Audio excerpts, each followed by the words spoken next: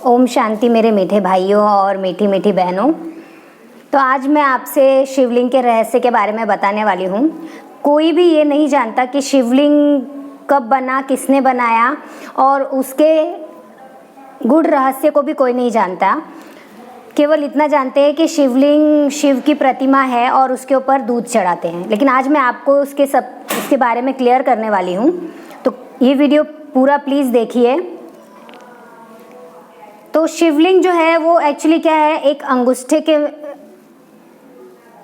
मिसाल लिंग होता है और उस पर एक बिंदी लगाई जाती है जो शिव का प्रतीक है। शिव क्योंकि निराकार है, ज्योतिर्बिंदु स्वरूप है, बिंदु उनका रूप है, तो वो अंगूठे के मिसल एक पत्थर को यूज़ किया जाता है जिसपे एक बिंदी लगाई जाती है और 3 उस पर लकीर खींचा जाता है। तो 3 लकीर का मतलब होता है 3 लोक, स्थूल लोक, सूक्ष्म लोक और परम धाम, यानी कि मुक्ति धाम। और जो 3 रेखाएं खींची जाती है वो 3 देवताओं का भी प्रतीक है, ब्रह्मा, विष्णु और शंकर, जो आकारी देवता है। और जो शिव है वो निराकारी है।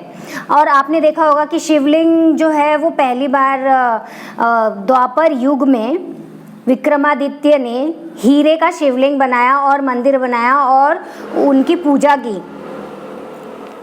साथ ही साथ आप देखेंगे जब आप शिवलिंग पर दूध चढ़ाने जाते हैं या मंदिरों में जाते हैं तो सबसे पहले उस पर अक और धतूरा चढ़ाते हैं। अक और धतूरा चढ़ाने का एक रहस्य है।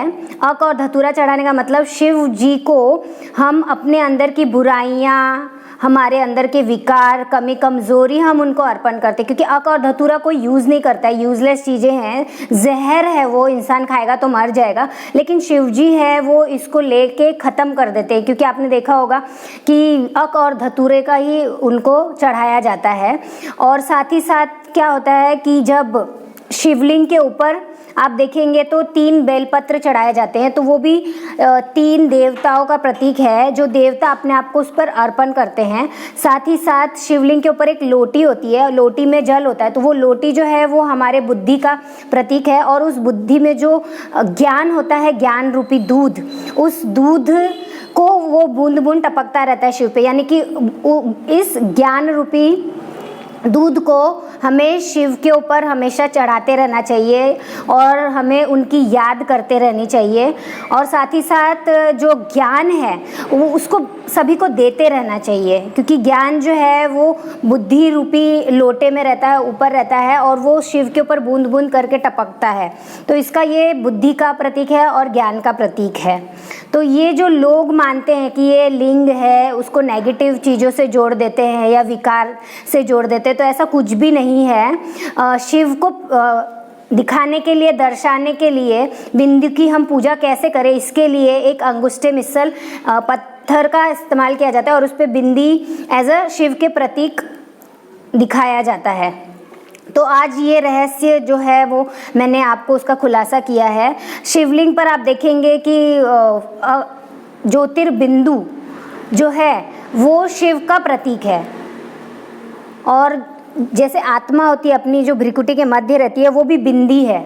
तो एक आत्मा परमात्मा की याद में जब रहती है तब उसके सारे विकार खत्म होते हैं। इसी के लिए जब हम अपने विकारों रूपी अंधकार में घिरे होते हैं तो उस अंधकार को दूर करने के लिए ज्योतिर्बिंदु प्रकाश स्वरूप उपस्थित होते हैं। इसीलिए वो रात्रि, शिवरात्रि मनाई जाती है, क्योंकि वो रात्रि में आते हैं, यानी कि घोर अज्ञान अंधेरी रात्रि में वो आते हैं और हमको अज्ञान रूपी अंधेरे से ज्ञान रूपी प्रकाश की ओर लेकर जाते हैं।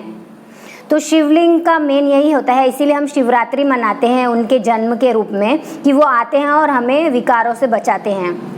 तो मैं आशा करती हूँ कि आप सभी इस रहस्य को जान गए होंगे। और जब भी आप मंदिर में जाएंगे तो अक धतूरा के फूल चढ़ाते चढ़ाते आप शिव जी को अपने अंदर की सारी कमी कमज़ोरियाँ और बुराइयाँ अर्पण करके देखिए, तो वो सब शिव जी ख़त्म कर देंगे। इसी आशा के साथ वीडियो देखने के लिए आप सभी का बहुत बहुत धन्यवाद। आपका दिन मंगलमय हो। इसी शुभ भावना के साथ नमस्ते।